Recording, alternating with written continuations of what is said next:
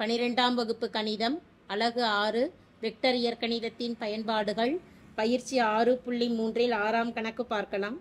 A vector, B vector, C vector, D vector என்பன ஒருதள வெக்டர்கள் எனில் A vector cross B vector cross C vector cross D vector equal to 0 vector என நிரூபிக்க என கேட்கப்பட்டுள்ளது. எதை 0 வெக்டார்னு காட்டணும் அப்படின்னா A vector cross B vector பிராக்கெட்ல C vector cross D vector என்பதை 0 வெக்டார்னு நிறுவனம். இது 4 வெக்டார்களின் வெக்டார் பெருக்கத்தை குறிப்பிடுகிறது. ABCD என்பன ஒருதள வெக்டார்கள் என கொடுக்கப்பட்டுள்ளது. இந்த 4 வெக்டார்களின் வெக்டார் பெருக்கத்தை 3 வெக்டார்களின் வெக்டார் பெருக்கம் இருக்கிற மாதிரி மாற்றி எழுதிக்கலாம்.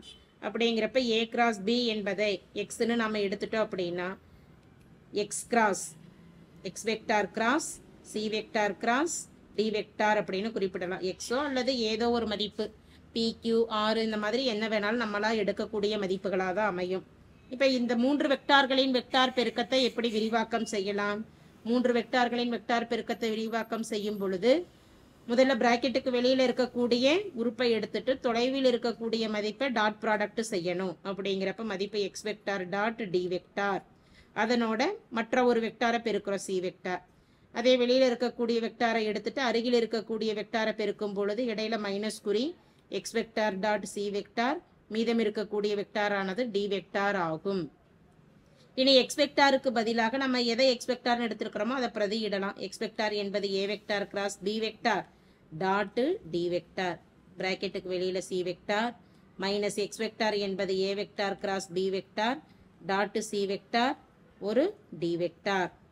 A cross B dot D, inner பிராக்கெட்ல கிராஸும் அவுட்டர் பிராக்கெட்ல டாட்டும் இருக்கு. பிராக்கெட்டுக்குள்ள கிராஸும் வெளியில டாட்டும் இருந்ததுன்னா அது 3 வெக்டார்களின் புள்ளி பெருக்கம் திசையிலி பெருக்கத்தை குறிப்பிடும். அப்படி 3 வெக்டார்களின் புள்ளி பெருக்கத்தை எப்படி எழுதுறோம்னா பாக்ஸ் ப்ராடக்ட்ல எழுதலாம். எனவே A vector cross B vector dot D vector என்பது box product of A vector B vector D வெக்டார்னு எழுதிடலாம். வெளியில C வெக்டார் மைனஸ் அதே போல box product of A vector B vector C vector dot பெருக்கல் D வெக்டார்னு குறிப்பிடலாம். A B C D ஆகியவை ஒருதலை வெக்டராக அமைவதால் box product of A vector B vector D வெக்டாரின் மதிப்பானது 0க்கு சமம். வெளியில ஒரு C வெக்டார் இருக்கு. அதே போல box product of A vector B vector C வெக்டாரின் மதிப்பும் 0 பெருக்கல் D வெக்டார். பூஜ்ஜியத்தோட எந்த ஒரு மதிப்பை பெருக்கும் பொழுதும் 0 தான். அப்ப இரண்டுமே பூஜ்ஜியமா இருக்கிறனால 0 மைனஸ் 0 மதிப்பு 0 வெக்டார். எனவே A vector cross B vector cross C vector cross D vector equal to 0 vector என நிரூபிக்கப்பட்டது. தேங்க்யூ.